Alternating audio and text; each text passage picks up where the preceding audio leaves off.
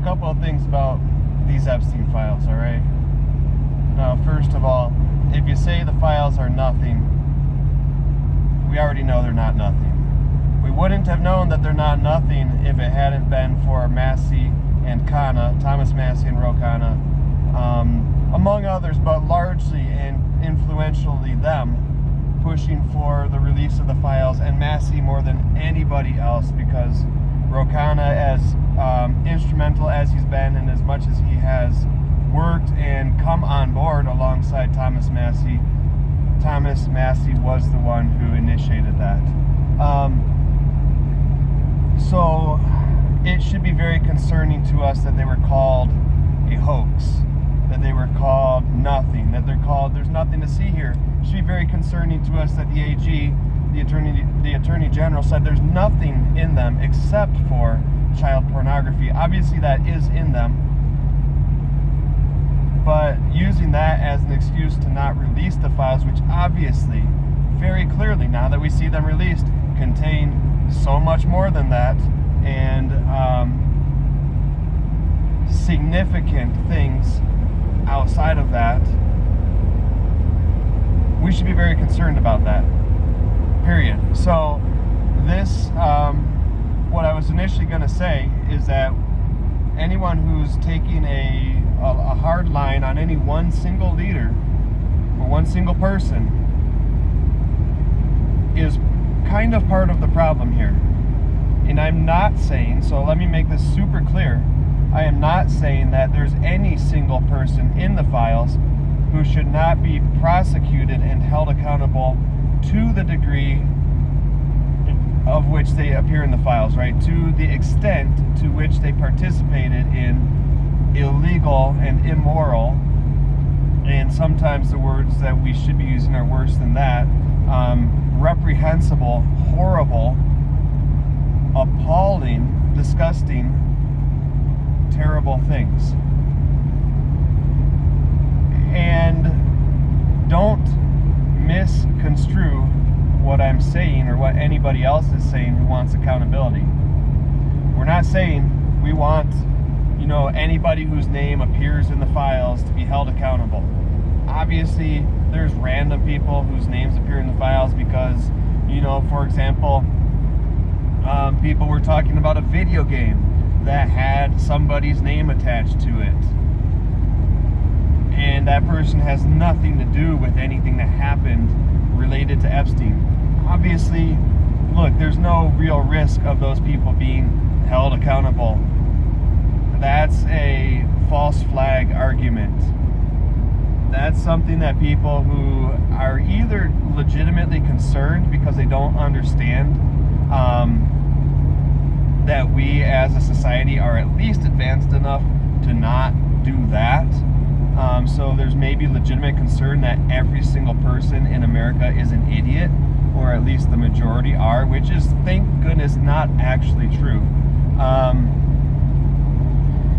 Or they're trying to distract from the legitimate prosecutions that need to happen, the legitimate accountability that needs to happen, by saying, oh no, if we have access to this information, all of the wrong things will happen and none of the right things will happen. That's not really the case. We need to be able to differentiate between some clickbait BS that's being put out on Facebook, and of course it is. They're going to have their moments. Those people or organizations or bots or whatever it is, and whoever it is that want to just put out a headline to get clicks and likes and make a couple $1,000s really quick, they're going to exist, okay? But make no mistake, don't think that, all of America is getting taken in just because 10,000 people clicked on it and read it and said, well, this is a bunch of hooey, right? People are going to try to drum up every single name in there that they think they can get a little bit of press and publicity over, but we're getting pretty good as a society at discerning who's a real issue and who's not. And we're also fatigued. We have like Epstein fatigue. we're not going to go chase down some random person. We're not even going to go slander their name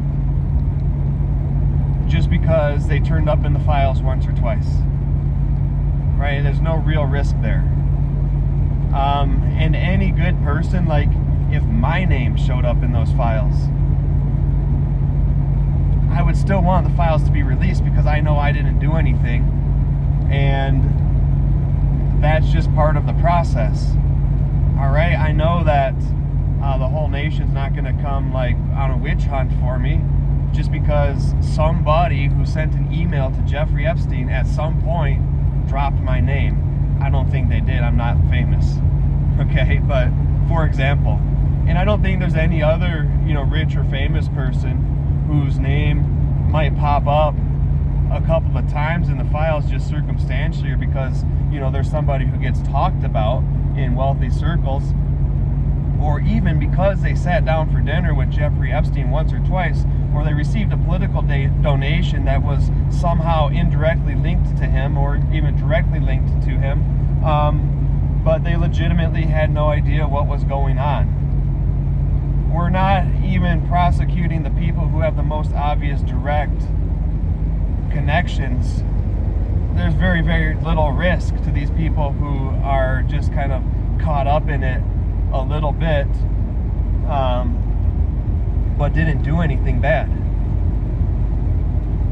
So that's not something we need to worry about. And what I'm more concerned about is the fact that the Department of Justice is weaponizing that concern to try to delegitimize the release of the files in general, the momentum to look for the names of perpetrators, and to ask questions. For example, there were the 6 names that Ro Khanna named on the floor. First of all, let me point this out. He did exactly what every person is asking for. It doesn't take long going on Facebook searching through those, and anytime that it's mentioned that, Thomas Massey, Ro Khanna, others have names, or they say, I've read the unredacted files, I've seen some names that we should be looking into, and everyone's like, what are the names? What are the names? Why don't you say the names?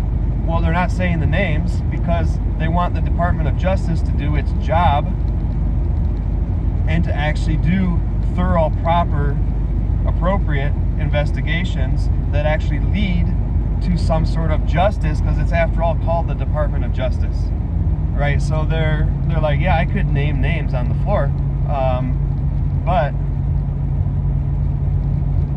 what I want is real accountability, real prosecution, real consequences from the top down, and just me dropping names doesn't do that.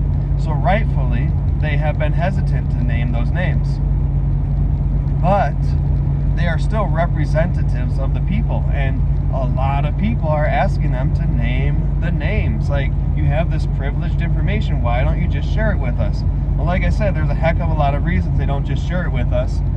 But at this point, Ro Khanna respectably did what everyone is asking him to do and name names. He named 6 names. It turns out that 2 of them were people we should legitimately be very concerned about, who should possibly be behind bars, possibly be facing the most severe legal consequences available, or possibly not, because I don't pretend to know exactly what they did, exactly what they were involved with, but being a co-conspirator and being named by as a co-conspirator by the FBI with Jeffrey Epstein, now that we have understanding of what he actually did, and I know there's people who had a lot better idea of what he was doing than I ever did, or a lot of people ever did, because you actually were, maybe getting called conspiracy theorists, but you were right. And for those who don't know what I'm talking about, I'm not going to go into it in this video because it's very graphic. I've looked into it enough to understand what was done. just say that whatever you imagine being the most horrible things that people could do to other people, it's probably in there.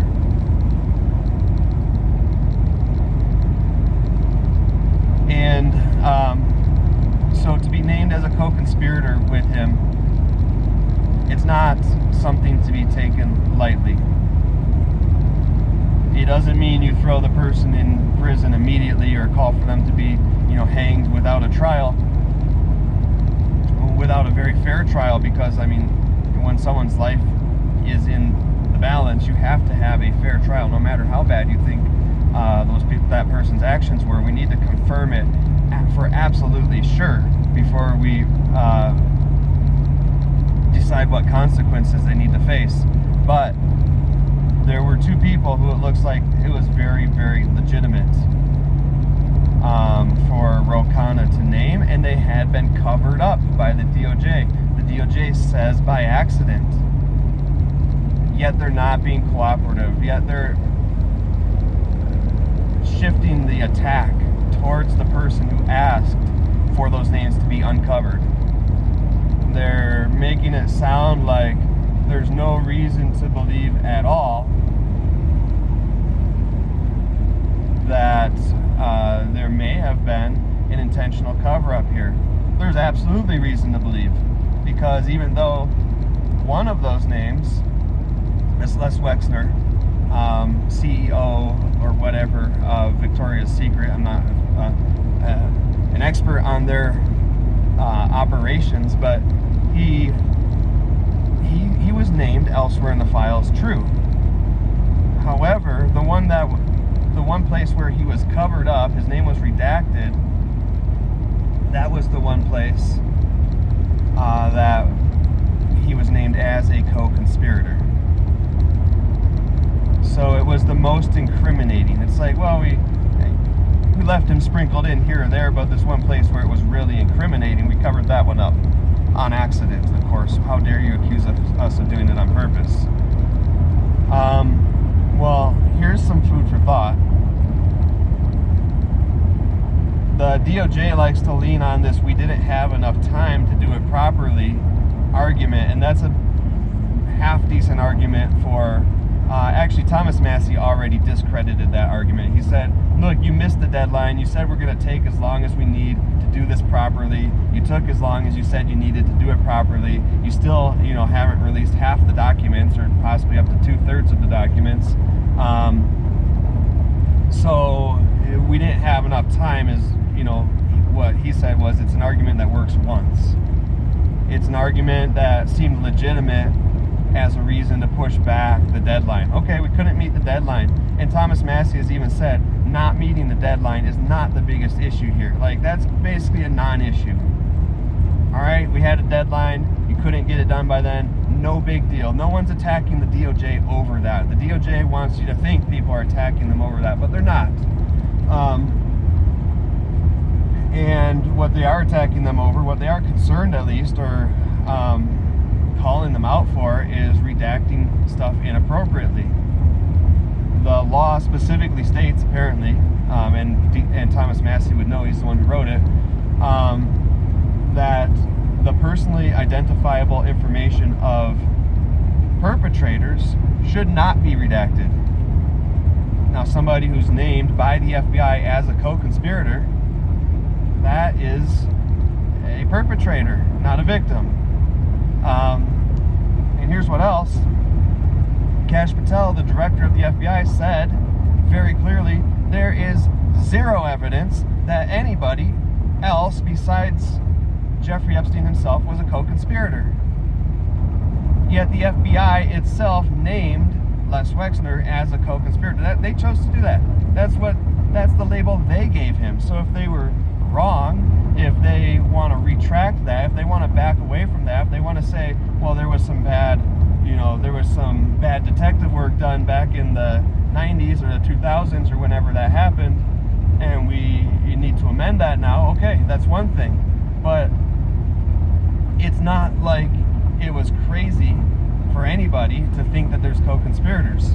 And it's not like there was zero evidence. Kash Patel lying under oath, I mean, it's pretty obvious if you're paying attention. And the amount of redirection that he engaged in just when answering that one question in the exchange that I'm referring to. How can you not answer a question just straightforward? That's as easy as that. Is there not evidence that there were traffickers besides Jeffrey Epstein implicated? Okay, but back to the point here. If your main argument is we didn't have enough time, how does not having enough time result in you redacting too many names? Because every redaction takes time, right? You have to look at that and decide, should we redact this, should we not redact this? That all takes time, it takes effort, that takes intention. You can't just say it's an accident. You would accidentally leave something unredacted. You wouldn't accidentally redact something. You chose to redact it. You spent time making the decision to redact that name. So no, it's not off base for a congressman on either side of the aisle or a congresswoman to say, hey, this doesn't seem right that this got redacted. I want an explanation for this. And then the reason that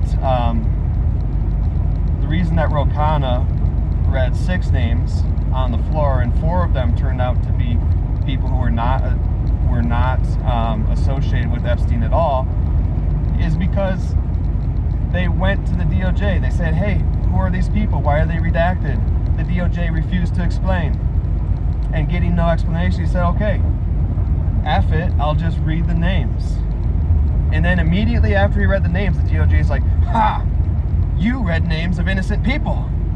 Well, all they had to do was tell him that the day before. It's like they held on to that information. They had that information waiting in their back pocket, ready to pull out as soon as he caved and did what the people asked him to do. So you can hardly call it caving because a representative is supposed to represent the people. That's what the people wanted. He did what they wanted, and then they pulled this out like some sort of ammunition to attack him. Here's my question. Why isn't the DOJ going after the perpetrators in the files as intensely as they're going after the Congress members who want to ask about it? It's like, what's your job? To attack the American people? To attack the Congress people who represent them? Or to attack the people who are doing horrible things to our children? Who's your enemy here? Why are you making the Congress who wants to know about it into your enemy more than these people in the files themselves? And there's this BS going around that, you know, that Pam Bondi laid the perfect political trap for Congress members by checking who they searched when they looked at the files. They can search whoever they want. I don't care if they gave consent, didn't give consent to having their activity tracked. That's fine to track their activity. It's a government computer, it's a government system. Activity can be tracked. That's fine, I understand it. The question is, how are you using that activity? Are you using it to discredit the individuals who looked at the files? Because that's not the AG's job.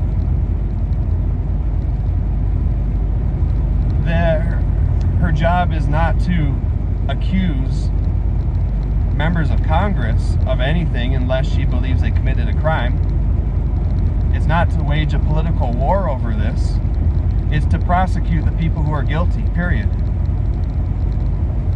And I see more energy being used to deflect and to trap, to try to ensnare or imply that she has somehow ensnared these Congress members than actual energy in giving answers to legitimate questions about this.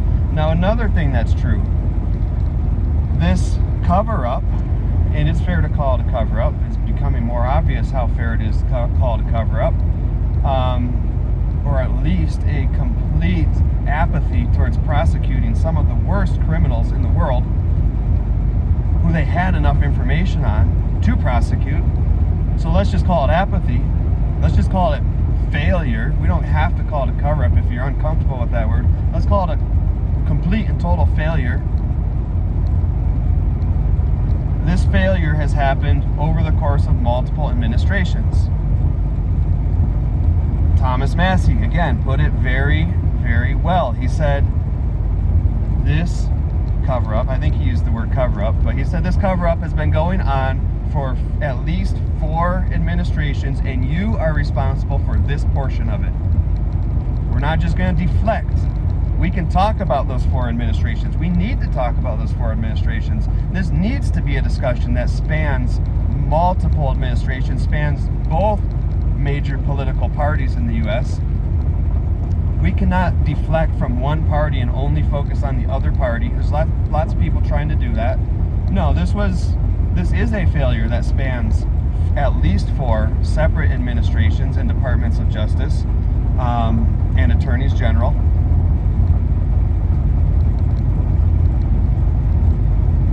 It is appropriate for someone like Thomas Massie to say that as he's pushing for full accountability and full, proper, appropriate follow-up based on the information that we now understand as a general public that we have. It is not appropriate for someone like Pam Bondi to focus on that, to deflect to that, when she's in the position to do it the right way now. And lots of people have said, well, look, this administration is finally doing this. Great. They're doing it because they've been forced to do it, legally required to do it, and they're still not fulfilling the law. So that's great. It's great that progress has been made. We're not going to give credit where it's not due for that progress, though. We can be grateful for the progress, glad it's happening. We're not going to pretend that Pam Bondi wanted it to happen, that she cooperated with it happening, that she was instrumental in making it happen. No, she's the one who said a few months ago, there's nothing in the files except for child pornography. That's the only thing in them. That's the only thing left that hasn't already been released. And that's why it's not out there. The intention to lie, the intention to cover up is not okay with Pam Bondi or anyone else. And I'm not saying we excuse the others, but we certainly shouldn't be excusing Pam Bondi just because others have done the same thing. Or imagining this fairy tale world where we think Pam Bondi is cooperating the whole way, that she's not standing in the way at every possibility in every possible way. But it doesn't really, I mean, it does matter, but the one thing we should not do is turn it into a disproportionate focus on anybody or any administration, including this one. No single person. This should not be an issue. This should not be an opportunity for any sort of political gain involving calling out any one single person at the expense of leaving everybody else untouched. If all you care about is getting Donald Trump, you are wrong. And if all you care about is defending Donald Trump, you are wrong. If all you care about is getting Bill Clinton, you are wrong. And if all you care about is defending Bill Clinton, you're wrong, but nobody is wrong in that way. There's literally nobody defending Bill Clinton except for Donald Trump. Donald Trump is literally the only person I have heard defend Bill Clinton. Not even Bill Clinton defended Bill Clinton. So that's a false flag argument there, but you get the point. Everybody needs to be held accountable. Say it with me. Everybody needs to be held accountable. I'll do it one more time, okay? You ready? Everybody needs to be held accountable. It does not matter what political party they're in. It doesn't matter whether it feels politically expedient to you. Focusing on only one person or only one party, no matter which person that is and no matter which party that is not the right thing to be doing right now. Let's hold the course. let's understand that everybody who did horrible things, everybody who did criminal things needs to be held accountable, consistent with what they did. Let's not get distracted and drawn into other perspectives on this. And when somebody tries to do that, those of us who get it, because this is not debatable to me, right? This is the most cut and dry, obvious moral issue ever. Those of us who get it need to keep holding the line and bringing it back to all of the files need to be released or properly acted on in some other way. The reason they're being released is because we can't trust our government, any government, over the last 4 administrations at least, to properly handle these files. It is very clear that people did horrible things. We're not prosecuted. We're not held accountable. We're not even removed from society to protect the innocent. There needs to be full review of the files. Whether you think that means they get released, they don't get released, whatever. There needs to be full, proper, appropriate review of the files, and there needs to be action taken to hold every single person who has done, is doing horrible things to other people accountable. We should all be able to agree on that. When we have conversations about this, we should be able to bring it back to that by the end of the conversation at least. And we should be able to press people who don't want to say that because they only want to talk about Donald Trump or they only want to talk about Bill Clinton, whether it's defending or accusing. We need to be able to press them, recognize it, and press them and say, do you believe that everybody who did terrible things needs to be held accountable? Yes or no?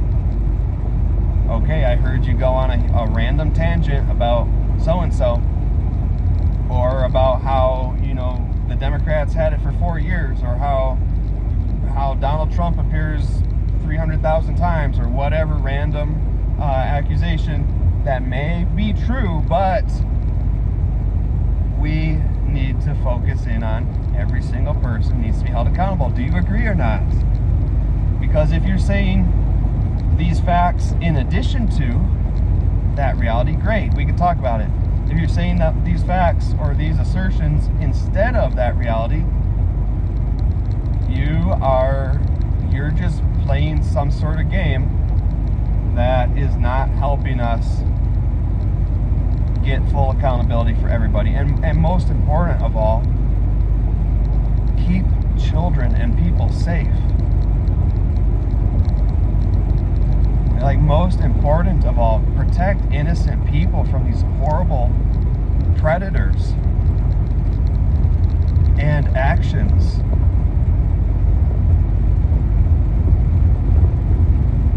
This should be something we can all agree on. I do not buy making it into a petty partisan issue. We have seen that the whole ruling class, by and large, has either failed us or actually been actively participating in the crimes. That is monumental. And that same ruling class, which is seeing the potential that their system fails, not our system, not the system, but their system, they're seeing the potential that their system collapses. And they're trying really hard to get us to go at each other about Donald Trump, or about Bill Clinton, or about the Democrats who had it for 4 years. No, it's been more than 4 years. Democrats and Republicans have had this for like 16 years or more. They really want us to think it's the Democrats' fault or the Republicans' fault, because then we can have this 50-50 split, this 50-50 divide that prevents us from coming together on something that we can easily all agree on and finally having a system that works in we, the people's favor, where the government derives its authority from the people, like it's been supposed to be for over 200 years, just according to the Constitution of this country alone.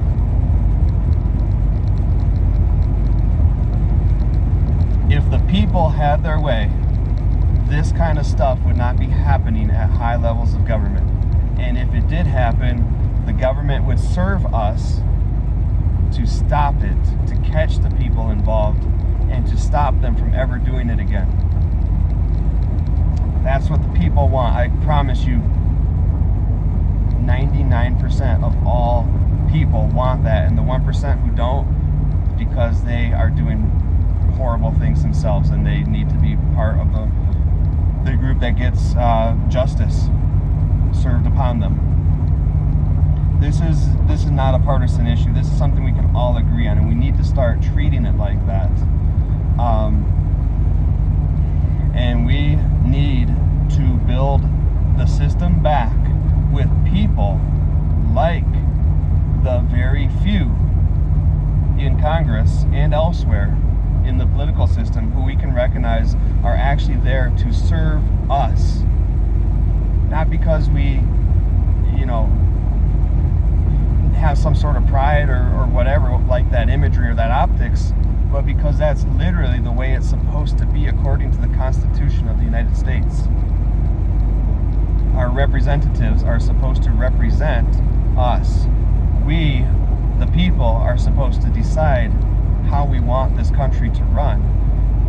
And most of us agree on most of the basic things.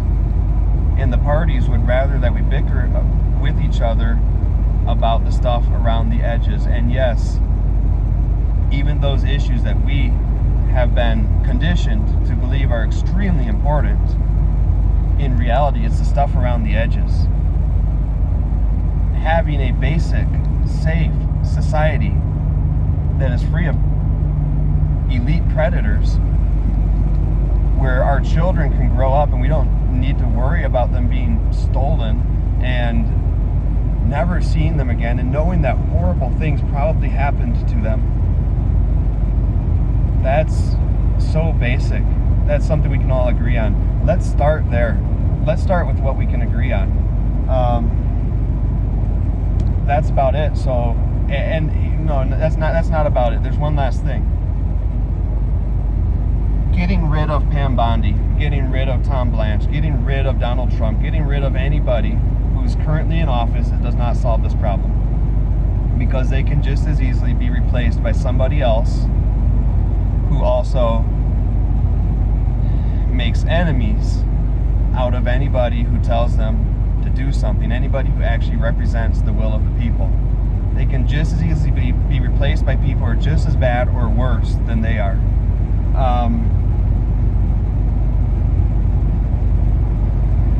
It is only through demanding that our elected officials and our appointed officials who are appointed by those who were elected, it is only by demanding that they do what we, the people, want, and calling it out and recognizing it for the BS games that it is when Pam Bondi, tries to make enemies out of every congressperson who asks her a question. And, it's not falling for it. It's not buying the, she just set a brilliant trap for them idea. No, she's deflecting. She's refusing to answer questions. She has already failed in her track record when she has made multiple excuses and told multiple lies about the files before they were released, that we can now confirm our lies now that we've seen them. Even in their incomplete, redacted forms, we can already see the extent of the lies. Who knows what else is out there? Don't fall for it. Don't buy it. Don't allow her to tell you who to hate in Congress. You can hate them on your own if you want. If you want to hate every single Democrat in Congress, I don't care. But none of that changes the fact that all of us should want Pam Bondi to tell us the truth about these files when asked. Doesn't matter if it's a Democrat, a Republican, an independent, the President of the United States. It doesn't matter who's asking her, a reporter. But if a reporter asks her, she's not legally required to tell them anything specific. When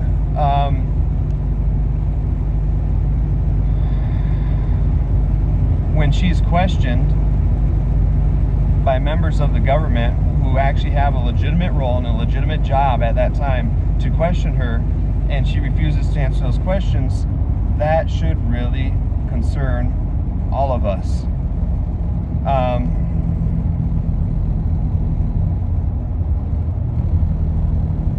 So demand that our elected officials and our appointed officials do what we the people want. We should all want to know that they are being honest about the Epstein files. Even if we don't want to know what's in the files. If you don't want to know what's in them, I understand. I get it. I don't want to know half of what's in there. I don't really want to know any of what's in there, but the fact is that's because I don't want it to be in there in the first place. I don't want it to have happened in the first place, but it has, so it's there. So knowing it, places some sort of burden on me, but I'm willing to take on that burden, and we all should be willing to take on that burden in the name of having this not happen again, because the things that they did to children are a lot more than just a burden that you and I have to live with. That's something that that child actually went through. And an unknown number were killed.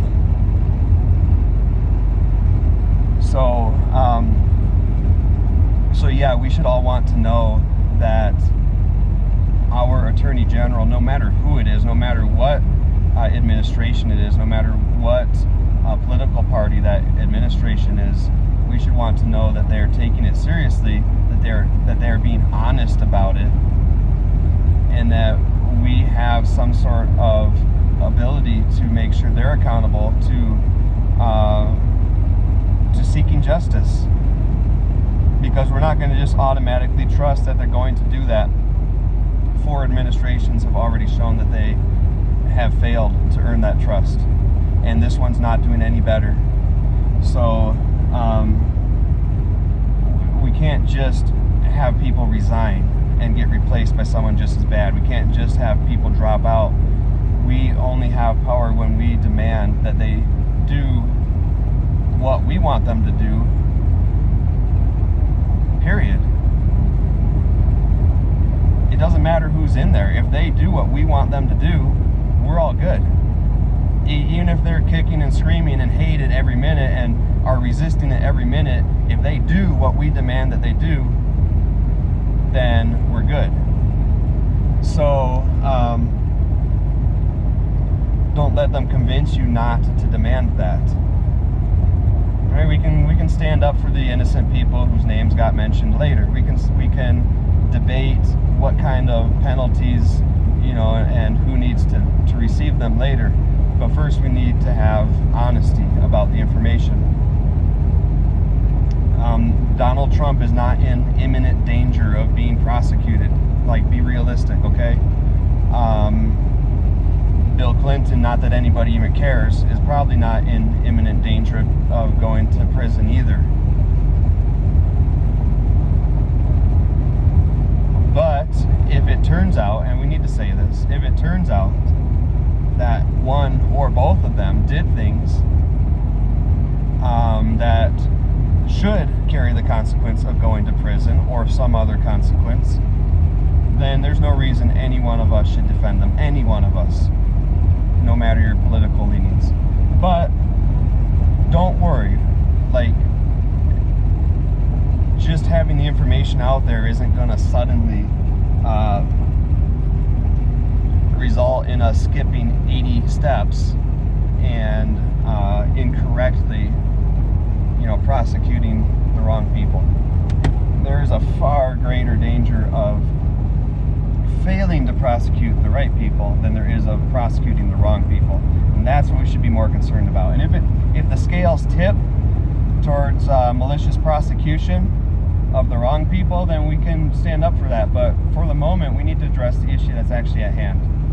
And we need to insist that our elected officials